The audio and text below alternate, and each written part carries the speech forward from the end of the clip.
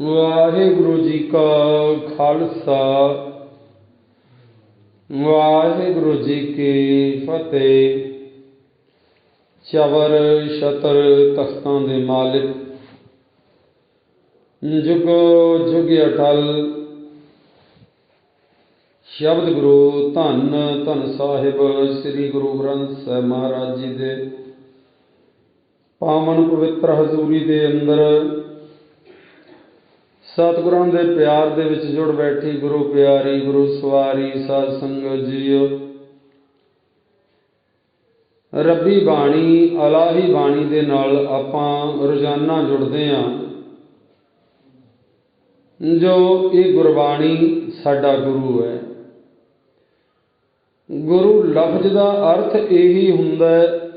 गो का अर्थ हुंदा है हनेरा, रू का अर्थ हुंदा है हनेरी विचों कड्ढण वाला, ज्ञान बख्शण वाला। ते सतगुरु जी कहते ने गुरु के द्वारा उस परमात्मा उस वाहिगुरु जी के गुणां नूं गाउणा चाहिए। ते सतगुरु जी कहते गुण गाउण दे नाल ही परमात्मा दे नाल नेड़ता बनती है। जन्मां जन्मां दीयां पईयां होईयां दूरियां उस परमात्मा दे नाल मिट जांदियां ने। वो दूरियां जदों कोई भी मनुख प्रभु परमात्मा नूं प्यार दे विच भेज के गाउंदा है। जो सतगुरु जी गुरबाणी दे अंदर सानूं समझाउंदे ने ना, परमात्मा दी भगती जिहड़ी है वो इस तरीके दे नाल हुंदी है। गावीए सुणीए मन रखीए भावो। परमात्मा नूं गाउणा भाव के गुरबाणी नूं पढ़ना, सुणीए सुनना भी है कि असीं गा की रहे हैं, असीं पढ़ की रहे हैं। कई बार इंज हुंदा है, जपजी साहब आपां शुरू कीता, शुरू करन दा तां पता लग्गिया भी असीं जपजी साहब पढ़ना शुरू कीता है। मन साडा किते होर दी होर विਉਂता बनाउंदा फिरदा रहिंदा है। उदों पता लगदा है जदों सलोक आ जांदा पवन गुरु पाणी पिता, सानूं पता ही नहीं लगदा कि असीं पढ़िया की, गुरबाणी ने सानूं की समझाया। कुछ भी सानूं समझ ना आई, क्योंकि मन का टिकाऊ जिहड़ा वो ना हो सकिया। इस करके सतगुरु जी कहंदे भाई जे परमात्मा दे नाल तुसीं मिलाप चाहुंदे हो ना, गावीए सुणीए जो असीं पढ़ रहे हैं उन्होंने असीं खुद भी सुनना है भी असीं की पढ़ रहे हैं, महाराज कहते की ने। मन रखिए भाओ, भाव का अर्थ हुंदा प्यार। प्यार दे विच भेज के गुरबाणी नूं पढ़ीए। फारमैलिटी पूरी ना होवे किते करदे होई। कई बार वेखण दे विच आउंदा कोई कुर्सी ते बैठा पढ़ी जांदा है, की करदा पिया, जपजी साहिब पढ़दा पिया, सुखमणी साहिब पढ़दा पिया। कोई जुत्ती पैरां 'च पा के पढ़ी जांदा, इउं नहीं। कोई आपां वेखिआ होणा, कई बार तुसां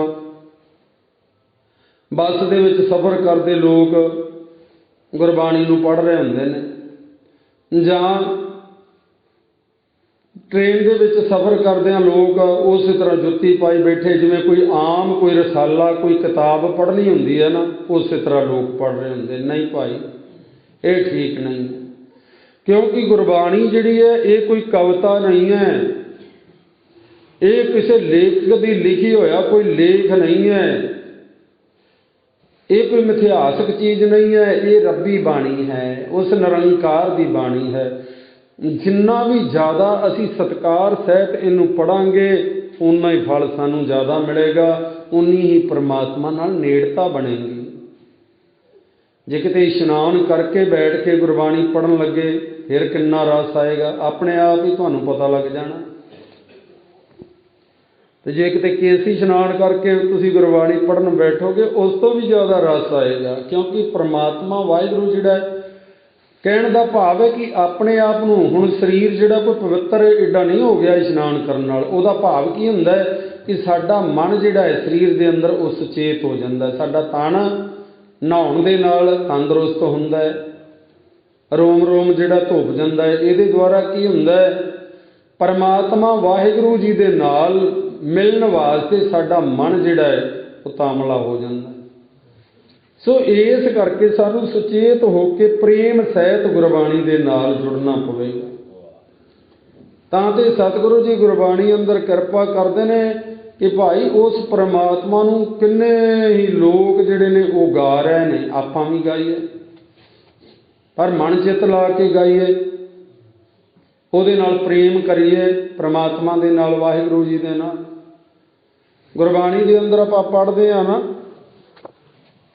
ਚੇਤੇ ਤੁਧਨੋਂ ਗਾਵਨ ਸੋ ਮੈਂ ਚਿਤ ਨ ਆਵਣ, ਨਾਨਕ ਕਿਆ ਵਿਚਾਰ। ਕਿੰਨੇ ਤੈਨੂੰ ਪਰਮਾਤਮਾ ਗਾਉਣ ਵਾਲੇ ਨੇ, ਕੋਈ ਆਦ ਅੰਤ ਹੈ ਨਹੀਂ ਹੈ। ਇਸ ਕਰਕੇ ਸਤਿਗੁਰੂ ਜੀ ਗਰੀਬ ਨਵਾਜ਼ ਗੁਰਬਾਣੀ ਦੇ ਅੰਦਰ ਬਖਸ਼ਿਸ਼ ਕਰਦੇ ਨੇ, ਉਸ ਪਰਮਾਤਮਾ ਦੇ ਨਾਲ ਪ੍ਰੇਮ ਕਰਨ ਵਾਲਾ ਮਨੁੱਖ ਹੀ ਉਹਦੇ ਨਾਲ ਪਈਆਂ ਹੋਈਆਂ ਦੂਰੀਆਂ ਨੂੰ ਮਿਟਾ ਸਕਦਾ, ਕਿਉਂਕਿ ਇਹ ਸੱਚਾਈ ਹੈ। ਸਤਿਗੁਰੂ ਜੀ ਕਹਿੰਦੇ ਜਿੱਡਾ ਮਰਜ਼ੀ ਨਿਮਾਣਾ ਹੋਵੇ ਦੁਨੀਆ ਦੇ ਅੰਦਰ, ਕੋਈ ਵੀ ਉਹਦੀ ਉਕਤ ਨਾ ਹੋਵੇ, ਪਰਮਾਤਮਾ ਦੀ ਬੰਦਗੀ ਦੇ ਵਿੱਚ ਲੱਗ ਜਾਵੇ, ਤੇ ਸਤਿਗੁਰੂ ਜੀ ਕਹਿੰਦੇ ਨੇ ਫਿਰ ਹਰ ਜੀਓ ਨਿਮਾਣਿਆ ਤੂੰ ਮਾਨ, ਨਚੀਜਿਆਂ ਚੀਜ਼ ਕਰੇ ਮੇਰਾ ਗੋਬਿੰਦ, ਤੇਰੀ ਕੁਦਰਤ ਕੋ ਕੁਰਬਾਨ। ਸਤਿਗੁਰੂ ਜੀ ਕਹਿੰਦੇ ਉਹ ਨਿਮਾਣਿਆਂ ਨੂੰ ਮਾਣ ਬਖਸ਼ਦਾ ਹੈ, ਉਹਦੀਆਂ ਬੜੀਆਂ ਵੱਡੀਆਂ ਰਹਿਮਤਾਂ ਨੇ, ਉਹਦੀਆਂ ਬੜੀਆਂ ਵੱਡੀਆਂ ਬਖਸ਼ਿਸ਼ਾਂ ਨੇ। ਕੋਈ ਮਨੁੱਖ ਵੀ ਜਦੋਂ ਉਹਦੇ ਨਾਲ ਪ੍ਰੇਮ ਕਰਦਾ ਹੈ, ਉਹਨੂੰ ਇਹ ਦਾਤਾਂ ਜਿਹੜੀਆਂ ਨੇ ਉਹ ਪ੍ਰਾਪਤ ਹੁੰਦੀਆਂ ਨੇ। ਸਤਿਗੁਰਾਂ ਨੇ ਗੁਰਬਾਣੀ ਦੇ ਅੰਦਰ ਉਦਾਹਰਨਾਂ ਦੇ ਕੇ ਸਾਨੂੰ ਸਮਝਾਇਆ।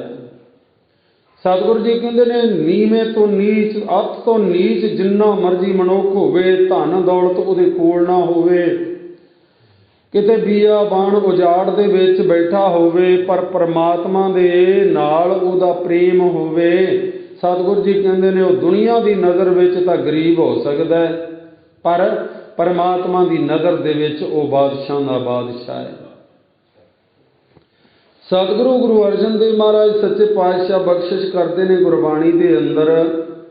ਸਤਿਗੁਰੂ ਜੀ ਕਹਿੰਦੇ ਕੋਈ ਮਨੁੱਖ ਜਿਹਦੇ ਕੋਲ ਧਨ ਦੌਲਤ ਬਿਲਕੁਲ ਨਹੀਂ ਹੈ, ਦੁਨੀਆ ਦੀ ਨਜ਼ਰ ਵਿੱਚ ਕੰਗਾਲ ਹੈ, ਉਹਦਾ ਘਰ ਵੀ ਟੁੱਟਾ ਫੁੱਟਾ ਹੋਵੇ ਔਰ ਉਹਦਾ ਰੂਪ ਵੀ ਸੋਹਣਾ ਨਾ ਹੋਵੇ, ਤੇ ਆਪਾਂ ਨੂੰ ਪਤਾ ਹੀ ਹੈ ਜਦੋਂ ਕਿਤੇ ਮਾੜੇ ਚੰਗੇ ਦਿਨ ਹੋਣ ਤੇ ਆਪਣੇ ਨਜ਼ਦੀਕੀ ਰਿਸ਼ਤੇਦਾਰ ਵੀ ਜਿਹੜੇ ਨੇ ਉਹ ਪਾਸਾ ਵੱਟ ਜਾਂਦੇ ਨੇ। ਕੋਲ ਕੌਣ ਰੁਕਦਾ, ਫਿਰ ਕੋਈ ਨਹੀਂ ਨੇੜੇ ਢੁੱਕਦਾ।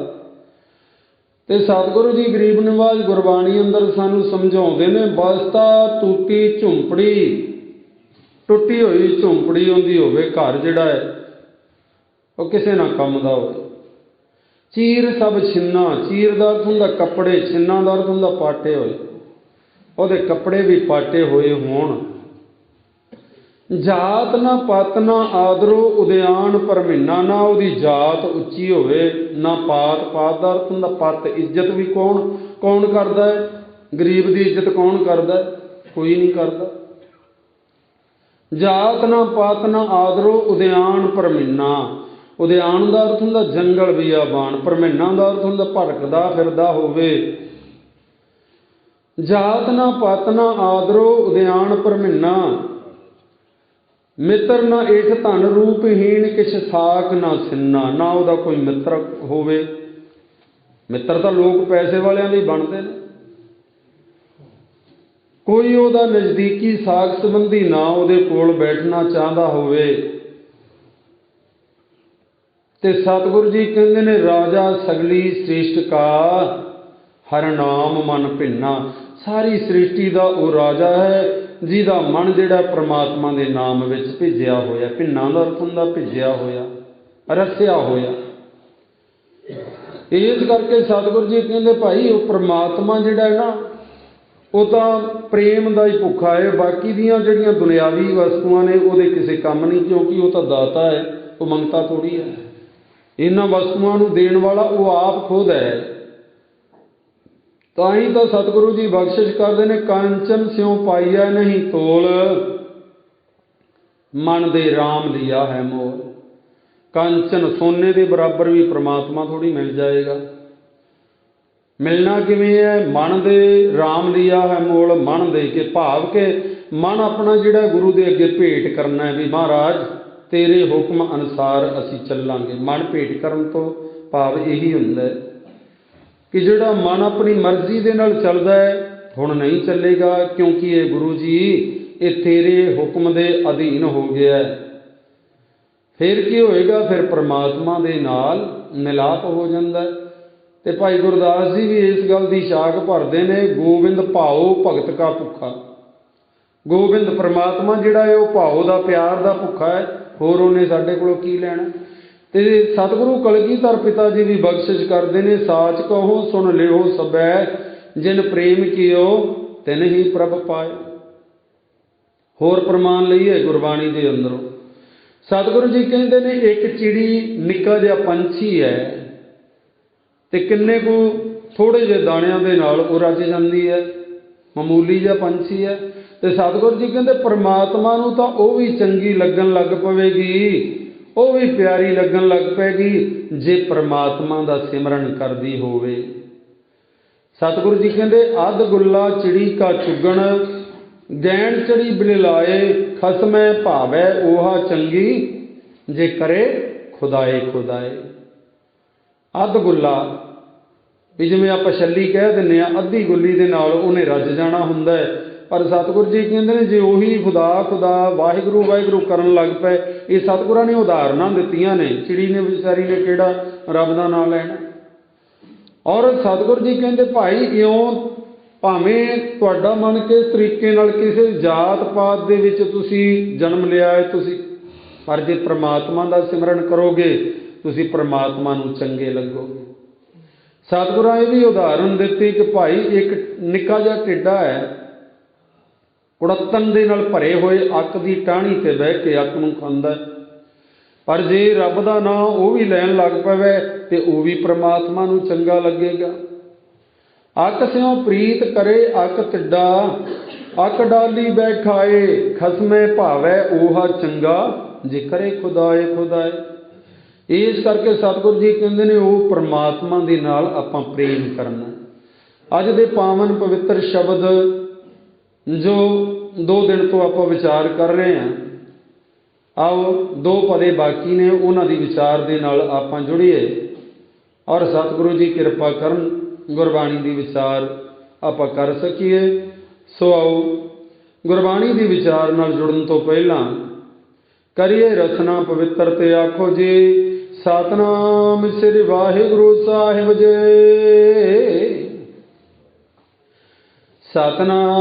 ਸਤਿਨਾਮ ਸ੍ਰੀ ਵਾਹਿਗੁਰੂ ਸਾਹਿਬ ਜੀ। ਮੈਂ ਸਭ ਸਿੰਗਾਰ ਬਣਾਇਆ ਮਲੀ, ਬਿਨ ਪਿਰ ਕਾਮ ਨ ਆਏ, ਜਾਂ ਸੈ ਬਾਤ ਨਾ ਪੁੱਛਿਆ ਮਾਲੀ, ਤਾ ਬਿਰਥਾ ਜੋਬਨ ਜਾਏ। ਧਨ ਧਨ ਤੇ ਸੁਹਾਗਣੀ ਅਮਾਲੀ, ਜਿਨ ਸੋਰਿਆ ਸਮਾਏ, ਹਉ ਵਾਰਿਆ ਤਿਨ ਸੁਹਾਗਣੀ ਅਮਾਲੀ, ਤਿਨ ਕੇ ਧੋਵਾਂ ਸਦ ਪਾਏ। ਜਿਚਰ ਦੂਜਾ ਭਰਮ ਸਾ ਅਮਾਲੀ, ਤਿਚਰ ਮੈਂ ਜਾਣਿਆ ਪ੍ਰਭ ਦੂਰੇ। ਜਾ ਮਿਲਿਆ ਪੂਰਾ ਸਤਿਗੁਰੂ ਅਮਾਲੀ, ਤਾ ਆਸਾ ਮਨਸਾ ਸਭ ਪੂਰੇ। ਮੈਂ ਸਰਬ ਸੁਖਾਂ ਸੁਖ ਪਾਇਆ ਅਮਾਲੀ, ਫਿਰ ਸਰਬਰਿਆ ਭਰਪੂਰੇ। ਜਨ ਨਾਨਕ ਹਰ ਰੰਗ ਮਾਣਿਆ ਅਮਾਲੀ, ਗੁਰ ਸਤਿਗੁਰ ਕਹਿ ਲਗ ਪੈਰੇ। ਧੰਨ ਧੰਨ ਸਾਹਿਬ ਸ੍ਰੀ ਗੁਰੂ ਅਰਜਨ ਦੇਵ ਮਹਾਰਾਜ ਸੱਚੇ ਪਾਤਸ਼ਾਹ ਗਰੀਬ ਨਿਵਾਜ ਬਖਸ਼ਿਸ਼ ਕਰਦੇ ਨੇ। ਮੈਂ ਸਭ ਸ਼ਿੰਗਾਰ ਬਣਾਇਆ ਅਮਾਲੀ, ਐ ਮੇਰੀ ਸਹੇਲੀ ਮੇਰੀ ਸਤਸੰਗੀ ਜਨੋ, ਮੈਂ ਧਾਰਮਿਕ ਲਿਬਾਸ ਆਪਣੇ ਸਰੀਰ ਦੇ ਉੱਤੇ ਪਹਿਨ ਤਾ ਲਿਆ। ਮੈਂ ਸਭ ਸ਼ਿੰਗਾਰ, ਸ਼ਿੰਗਾਰ ਤੋਂ ਭਾਵ ਹੁੰਦਾ ਜਿਵੇਂ ਦੁਨਿਆਵੀ ਇੱਕ ਸੁਹਾਗਣ ਆਪਣੇ ਤਨ ਦੇ ਉੱਤੇ ਸ਼ਿੰਗਾਰ ਕਰਦੀ ਹੈ, ਉਸੇ ਤਰ੍ਹਾਂ ਇੱਕ ਪਰਮਾਤਮਾ ਨੂੰ ਮਿਲਣ ਵਾਲੀ ਜੀਵ ਇਸਤਰੀ ਵੀ ਆਪਣੇ ਤਨ ਦੇ ਉੱਤੇ ਸ਼ਿੰਗਾਰ ਕਰਦੀ ਹੈ। ਆਪਾਂ ਵੇਖਦੇ ਹਾਂ ਵੀ ਇਸਲਾਮ ਧਰਮ ਵਾਲਾ ਕੋਈ ਵੀਰ ਹੋਵੇ ਮੁਸਲਮਾਨ, ਆਪਾਂ ਨੂੰ ਲਿਬਾਸ ਤੋਂ ਪਤਾ ਲੱਗ ਜਾਂਦਾ ਵੀ ਇਹ ਮੁਸਲਮਾਨ ਹੈ। और कोई हिंदू वीर होवे लिबास तो पता लग जाता, मत्थे तिलक लाया होवे, जनेऊ पाया होवे, आपां कह दिंदे आ ये हिंदू है। इस तरह सिख ने अमृत छकिया होवे, खंडे बाटे की पौल लई होवे, आपां कह दिंदे आ ये गुरु दा सिंह है। दाड़ी केस प्रकाश होण, आपां कह दिंदे आ ये सिख है। ते सतगुरु जी कहंदे ने ये तां भाई बाहरी शिंगार है। ते सतगुरु जी कहंदे जीव इस्तरी कहंदी है मैं सब शिंगार बनाया अमाली, ऐ मेरे वीरो मेरे सतसंगी जनो, मैं सारा शरीर उत्ते धार्मिक शिंगार तां बना लिया। बिन पिर काम ना आवे, पर पिर परमात्मा तो बिना ये किसे काम नहीं है।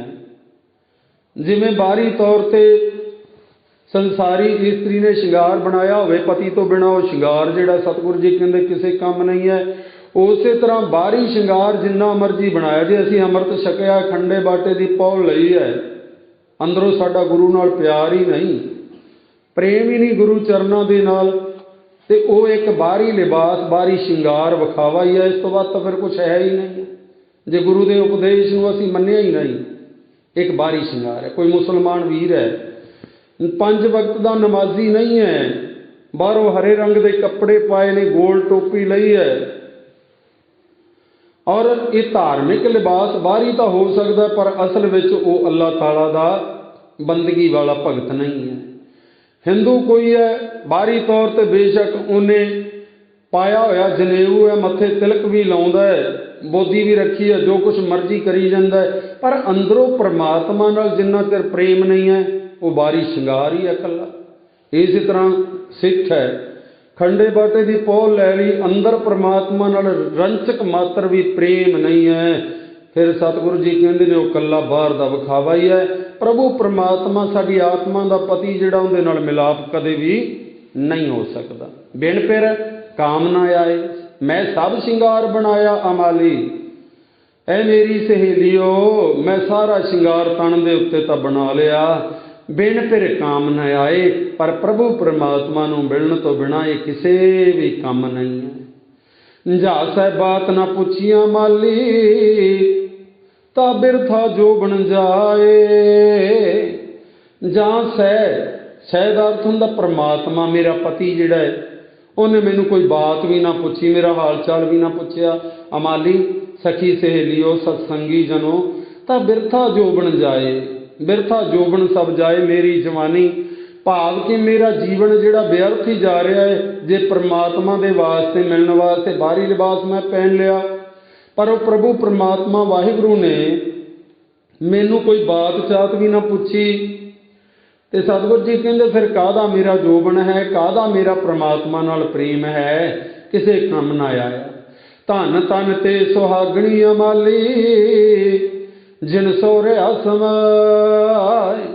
सतगुरु जी कहते ने भाई वो धन धन ने सुहागणी, वो सुहागणा अमाली सतसंगी जनो, जिन सोहरिया समाए, जिन्हां दे हिरदे दे अंदर परमात्मा समाया होया है, वो तो धन धन हो गईयां, वो सुहागणा हो गईयां, वड्डियां भागां वालियां हो गईयां जीव इस्तरियां, जिन्हां दे हिरदे दे अंदर वो परमात्मा प्रगट हो गया। हौं वारिया तिन सुहागणी अमाली, तिनके धोवां सद पाए। हौं वारिया मैं उन्हां तो कुर्बान जांदा हाँ, किन्हां तो? तिन सुहागणी, उन्हां सुहागण जीव इस्तरियां तो जिन्हां नूं परमात्मा मिल पिया। अमाली ऐ मेरी सखी सहेलियो सतसंगी जनो, तिनके धोवां सद पाए, मैं उन्हां दे पैर धोवां, जिन्हां नूं अपना परमात्मा मिल पिया। उन्होंने पैर धोने का कारण की है भी मैनू भी वो कोई मिला दे उस प्रभु परमात्मा वाहिगुरू जी के नाल।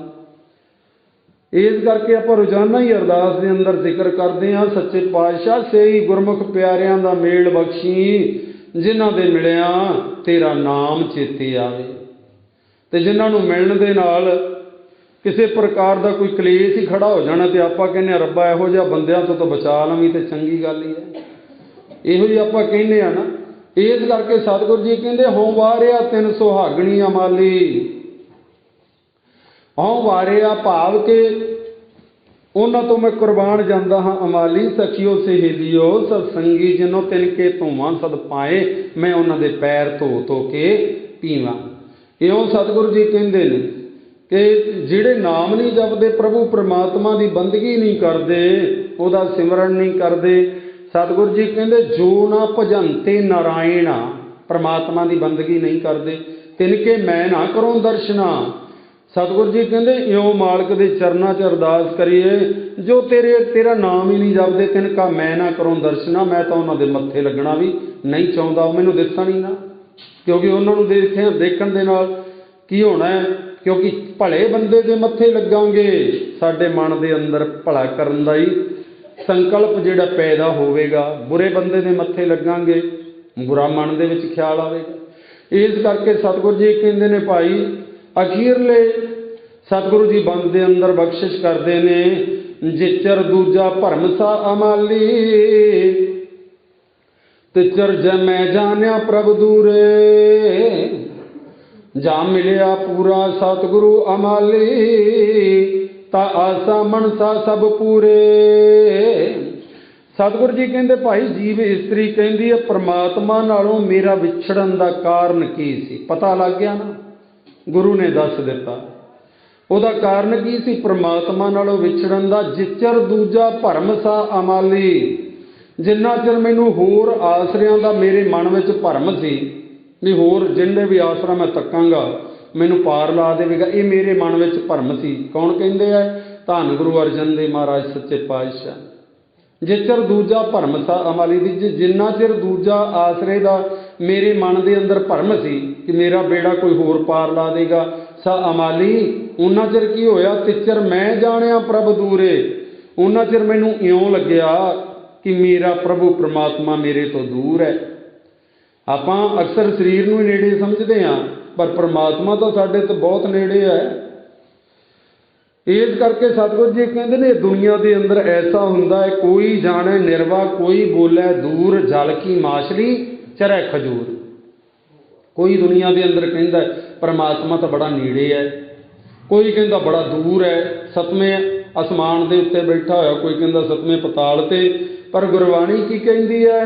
ਕਉ ਰਵਿਦਾਸ ਹਾਥ ਪੈ ਨੇੜੇ ਸਹਿਜੇ ਹੋਏ ਸੋ ਹੋਏ, ਪਰਮਾਤਮਾ ਤਾਂ ਹੱਥ ਤੋਂ ਵੀ ਸਾਡੇ ਨੇੜੇ ਹੈ। ਇਸ ਕਰਕੇ ਸਤਿਗੁਰੂ ਜੀ ਕਹਿੰਦੇ ਨੇ ਉਨਾ ਚਿਰ ਮੈਨੂੰ ਦੂਰ ਲੱਗਦਾ ਸੀ ਪਰਮਾਤਮਾ, ਜਿੰਨਾ ਚਿਰ ਮੈਨੂੰ ਹੋਰ ਆਸਰੇ ਸੀ। ਜਿਹੜੇ ਦਿਨ ਹੋਰ ਆਸਰੇ ਖਤਮ ਹੋ ਗਏ, ਮੈਂ ਜਾਣਿਆ ਪ੍ਰਭ ਦੂਰੇ, ਉਨਾ ਚਿਰ ਦੂਰ ਜਾਣਦੇ ਸਾਂ। ਜਾਂ ਮਿਲਿਆ ਪੂਰਾ ਸਤਿਗੁਰੂ ਅਮਾਲੀ, ਪੂਰੇ ਸਤਿਗੁਰੂ ਨਾਲ ਮੇਰਾ ਮਿਲਾਪ ਹੋ ਗਿਆ, ਤਾਂ ਆਸਾ ਮਨਸਾ ਸਭ ਪੂਰੇ। ਮੇਰੀਆਂ ਆਸਾਂ ਮਨ ਦੀਆਂ ਮਨਸਾ ਜਿਹੜੀਆਂ ਸੀ ਉਹ ਸਾਰੀਆਂ ਪੂਰੀਆਂ ਹੋ ਗਈਆਂ। ਹੁਣ ਮੈਨੂੰ ਪਰਮਾਤਮਾ ਜਿਹੜਾ ਹੈ ਉਹ ਮੇਰੇ ਅੰਗ ਸੰਗ ਸਹਾਈ ਹੁੰਦਾ ਦਿਸਦਾ, ਨਜ਼ਰ ਆਉਂਦਾ। ਮੈਂ ਸਰਬ ਸੁਖਾਂ ਸੁਖ ਪਾਇਆ ਅਮਾਲੀ, ਫਿਰ ਸਰਬ ਰਹਿਆ ਭਰਪੂਰੇ, ਜਨ ਨਾਨਕ ਹਰ ਰੰਗ ਮਾਣਿਆ ਅਮਾਲੀ, ਗੁਰ ਸਤਿਗੁਰ ਕੇ ਲਗ ਪੈਰੇ। ਮੈਂ ਸਰਬ ਸੁਖਾਂ ਸੁਖ ਪਾਇਆ, ਹੁਣ ਮੈਨੂੰ ਸਾਰੇ ਸੁੱਖ ਜਿਹੜੇ ਸੀ ਲੋਕ ਪਰਲੋਕ ਦੇ ਸੁੱਖ ਮੈਨੂੰ ਮਿਲ ਗਏ। ਮਿਲੇ ਕਿੱਥੋਂ? ਜਿਹੜਾ ਸਭ ਸੁਖ ਦਾਤਾ ਰਾਮ ਹੈ ਦੂਸਰ ਨਾਹੀ ਕੋਏ। ਜਦੋਂ ਸਾਰੇ ਸੁੱਖਾਂ ਦੇ ਦਾਤੇ ਰਾਮ ਦੇ ਨਾਲ ਮੇਰਾ ਮਿਲਾਪ ਹੀ ਹੋ ਗਿਆ ਤੇ ਫਿਰ ਸੁੱਖਾਂ ਦੇ ਖਜ਼ਾਨੇ ਪ੍ਰਭੂ ਨਾਲ ਮਿਲ ਪਏ। ਹੁਣ ਸਾਰੇ ਸੁੱਖ ਮਿਲ ਗਏ, ਆਰਥਿਕ ਸੁੱਖ ਮਿਲ ਗਏ, ਤਨ ਦੇ ਸੁੱਖ ਮਿਲ ਗਏ, ਪਰਿਵਾਰਕ ਸੁੱਖ ਮਿਲ ਗਏ, ਸਮਾਜਿਕ ਸੁੱਖ ਮਿਲ ਗਏ, ਪਰਲੋਕ ਦੇ ਸੁੱਖ ਮਿਲ ਗਏ, ਲੋਕ ਦੇ ਸੁੱਖ ਮਿਲ ਗਏ। ਸਾਰੇ ਸੁੱਖ ਜਿਹੜੇ ਸੀ ਉਹ ਮੈਨੂੰ ਪ੍ਰਾਪਤ ਹੋ ਗਏ, ਕਿਉਂਕਿ ਲੋਕ ਪਰਲੋਕ ਦਾ ਸਹਾਇਕ ਇੱਕ ਅਕਾਲ ਪੁਰਖ ਵਾਹਿਗੁਰੂ ਹੈ। ਉਹਦੇ ਨਾਲ ਜੁੜਨ ਕਰਕੇ ਮੈਂ ਸਰਬ ਸੁੱਖਾਂ ਸੁੱਖ ਪਾਇਆ ਅਮਾਲੀ। ਮੇਰੀ ਸਖੀ ਸਹੇਲੀਓ ਸਤਸੰਗੀ ਜਨੋ, ਹੁਣ ਮੈਂ ਸਾਰੇ ਸੁੱਖ ਪ੍ਰਾਪਤ ਕਰ ਲਏ ਨੇ, ਕਿਉਂਕਿ ਮੈਨੂੰ ਸਮਝ ਆ ਗਈ ਫਿਰ ਸਰਬ ਰਹਿਆ ਭਰਪੂਰੇ। ਫਿਰ ਜਿਹੜਾ ਮੇਰਾ ਪਤੀ ਪਰਮਾਤਮਾ ਵਾਹਿਗੁਰੂ ਹੈ, ਸਰਬ ਦਾ ਅਰਥ ਸਾਰਿਆਂ ਵਿੱਚ, ਰਹਿਆ ਭਰਪੂਰੇ, ਉਹ ਸਾਰਿਆਂ ਵਿੱਚ ਹੀ ਸਮਾਇਆ ਹੋਇਆ ਭਰਪੂਰ ਹੈ, ਹਰ ਵੇਲੇ ਵਸਦਾ ਪਿਆ ਹੈ, ਹਰ ਸਮੇਂ ਵਸਦਾ ਪਿਆ ਹੈ ਉਹ ਪਰਮਾਤਮਾ। ਜਨ ਨਾਨਕ ਹਰ ਰੰਗ ਮਾਣਿਆ ਅਮਾਲੀ। ਧੰਨ ਗੁਰੂ ਅਰਜਨ ਦੇਵ ਮਹਾਰਾਜ ਸੱਚੇ ਪਾਤਸ਼ਾਹ ਬਖਸ਼ਿਸ਼ ਕਰਦੇ ਨੇ ਭਾਈ, ਹੁਣ ਤਾਂ ਮੈਂ ਪ੍ਰਮਾਤਮਾ ਦੇ ਰੰਗ ਨੂੰ ਆਨੰਦ ਮਾਣਿਆ। ਮੈਨੂੰ ਆਨੰਦਮਈ ਮੇਰਾ ਜੀਵਨ ਬਣ ਗਿਆ। ਅਮਾਲੀ ਸਤ ਸੰਗੀ ਜਨੋ, ਕਾਹਦੇ ਨਾਲ ਮਿਲਿਆ ਹੈ? ਇਹ ਸਾਰੇ ਸੁੱਖ ਕਿੱਥੋਂ ਮਿਲੇ ਨੇ? ਇਹ ਆਨੰਦ ਜਿਹੜਾ ਹੈ ਕਿੱਥੋਂ ਮਿਲਿਆ ਹੈ? ਗੁਰ ਸਤਿਗੁਰ ਕੇ ਲੱਗ ਪੈਰੇ, ਗੁਰੂ ਦੇ ਸਤਿਗੁਰੂ ਦੇ ਪੈਰਾਂ ਨਾਲ ਲੱਗਣ ਦੇ ਨਾਲ, ਚਰਨਾਂ ਨਾਲ ਜੁੜਨ ਦੇ ਨਾਲ ਮੈਨੂੰ ਇਹ ਸਾਰੇ ਸੁੱਖ ਮਿਲ ਗਏ ਨੇ। ਆਪਣੇ ਸਤਿਗੁਰੂ ਚਰਨਾਂ ਦੇ ਨਾਲ ਜੁੜਨ ਨਾਲ ਵੀ ਸਾਰੇ ਸੁੱਖ ਮਿਲਦੇ ਨੇ ਨਾ। ਧੰਨ ਗੁਰੂ ਗ੍ਰੰਥ ਸਾਹਿਬ ਮਹਾਰਾਜ ਸੱਚੇ ਪਾਤਸ਼ਾਹ ਆਪਣੇ ਗੁਰੂ ਨੇ। ਬਾਣੀ ਗੁਰੂ ਹੈ ਬਾਣੀ, ਵਿੱਚ ਬਾਣੀ ਅੰਮ੍ਰਿਤ ਸਾਰੇ, ਗੁਰਬਾਣੀ ਕਹੈ ਸੇਵਕ ਜਨ ਮਾਨੈ, ਪ੍ਰਤੱਖ ਗੁਰੂ ਨਿਸਤਾਰੇ। ਸਾਡਾ ਗੁਰੂ ਸ਼ਬਦ ਗੁਰੂ ਪ੍ਰਤੱਖ ਗੁਰੂ ਹੈ। ਔਰ ਜਿਸ ਨੂੰ ਵੀ ਸਮਝ ਆ ਗਈ ਕਿ ਇਹ ਪ੍ਰਤੱਖ ਗੁਰੂ ਦੇ ਚਰਨਾਂ ਨਾਲ ਜੁੜਨਾ ਕਿਵੇਂ ਹੈ, ਤੇ ਸਤਿਗੁਰੂ ਜੀ ਕਹਿੰਦੇ ਨੇ ਜੋ ਮੰਗੋ ਸੋਈ ਸੋਈ ਪਾਵੋ, ਆਪਣੇ ਖਸਮ ਭਰੋਸਾ। ਜਿਹਨੂੰ ਆਪਣੇ ਮਾਲਕ ਤੇ ਭਰੋਸਾ ਆ ਜਾਂਦਾ ਹੈ, ਜੋ ਚਾਹੁੰਦਾ ਹੈ ਉਹਨੂੰ ਉਹੀ ਕੁਛ ਮਿਲ ਜਾਂਦਾ ਹੈ। ਲੋਕ ਪਰਲੋਕ ਦੇ ਸੁੱਖ ਮਿਲ ਜਾਂਦੇ ਨੇ। ਸਤਿਗੁਰਾਂ ਨੇ ਕਿਰਪਾ ਕੀਤੀ, ਅੱਜ ਦੇ ਇਸ ਪਾਵਨ ਪਵਿੱਤਰ ਸ਼ਬਦ ਦੀ ਵਿਚਾਰ ਨਾਲ ਆਪਾਂ ਜੁੜਨਾ ਕੀਤਾ ਜੀ। ਬਾਣੀ ਬੜੀ ਅਗੰਮੀ ਹੈ, ਅਗਾਧ ਬੋਧ ਹੈ, ਅਥਾਹ ਸਮੁੰਦਰ ਹੈ। ਭਾਵ ਕਿ ਅਥਾਹ ਸਮੁੰਦਰ ਤੋਂ ਭਾਵ ਹੁੰਦਾ ਹੈ ਦੁਨਿਆਵੀ ਸਮੁੰਦਰ ਸੁੱਖ ਸਕਦੇ ਨੇ, ਉਹਦਾ ਪਾਰਾਵਾਰ ਪਾਇਆ ਜਾ ਸਕਦਾ, ਪਰ ਗੁਰਬਾਣੀ ਦਾ ਕੋਈ ਉਰਵਾਰਲਾ ਪਾਰਲਾ ਬੰਨਾ ਨਹੀਂ ਹੈ। ਜਿੰਨੀ ਵਾਰਾਂ ਵੀ ਵਿਚਾਰ ਕਰੀ ਜਾਵਾਂਗੇ ਇਹ ਉਤਨੀ ਡੂੰਘੀ ਹੁੰਦੀ ਜਾਂਦੀ ਹੈ, ਉਨੇ ਹੀ ਇਹਦੇ ਵਿੱਚੋਂ ਹੀਰੇ ਮੋਤੀ ਜਵਾਹਰਾਤ ਗਿਆਨ ਦੇ ਪ੍ਰਾਪਤ ਹੁੰਦੇ ਨੇ। ਜਿੰਨੀ ਵੀ ਆਪਾਂ ਵਿਚਾਰ ਕਰੀ ਜਾਵਾਂਗੇ, ਸੋ ਥੋੜ੍ਹੀ ਮੱਤ ਹੋਣ ਕਰਕੇ ਬੇਅੰਤ ਭੁੱਲਾਂ ਹੋਈਆਂ ਸਤਿਗੁਰੂ ਬਖਸ਼ ਲੈਣਗੇ। ਇਸੇ ਤਰ੍ਹਾਂ ਗਰੀਬ ਨਿਵਾਜ ਕਿਰਪਾ ਕਰਨਗੇ। ਕੱਲ੍ਹ ਨੂੰ ਆਪਾਂ ਇਸ ਤੋਂ ਅਗਲੇ ਸ਼ਬਦ ਦੀ ਵਿਚਾਰ ਨਾਲ ਜੁੜਾਂਗੇ ਜੀ। ਫਤਿਹ ਬੁਲਾਈਏ। ਵਾਹਿਗੁਰੂ ਜੀ ਕਾ ਖਾਲਸਾ।